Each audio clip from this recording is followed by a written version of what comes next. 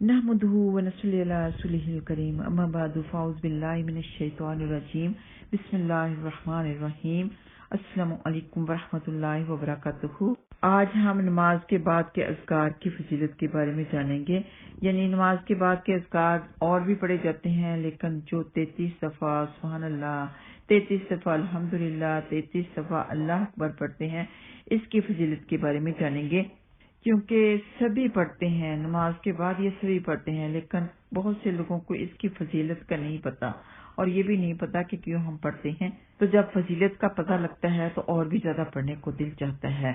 इसके बारे में हज़रत अबू हुरैरा रज़ी अल्लाह तआला अन्हु कहते हैं, रसूलुल्लाह सल्लल्लाहु अलैहि वसल्लम ने फरमाया, जिसने नमाज के बाद 33 दफा सुभान अल्लाह, 33 दफा अल्हम्दुलिल्लाह और 33 मर्तबा अल्लाह अकबर कहा, उसने 99 की तादाद पूरी की। फिर समी मर्तबा ला इलाहा इल्लल्लाहु वहदहु ला शरीका लहू लहुल मुल्क व लहुल हम्दु व हुवा अला कुल्ली शैइन कदीर कहा, तो उसके सारे गुनाह खास मंदिर की झाग के बराबर ही क्यों ना हो माफ कर दिए जाते हैं।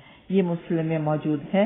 तो हमें चाहिए कि हम ये अज़कार कभी ना करने छोड़ें। अल्लाह सुब्हानहू व तआला हमारी मेहनतों को कबूल फरमा ले और हमारे सब के सब गुनाह माफ फरमा दे।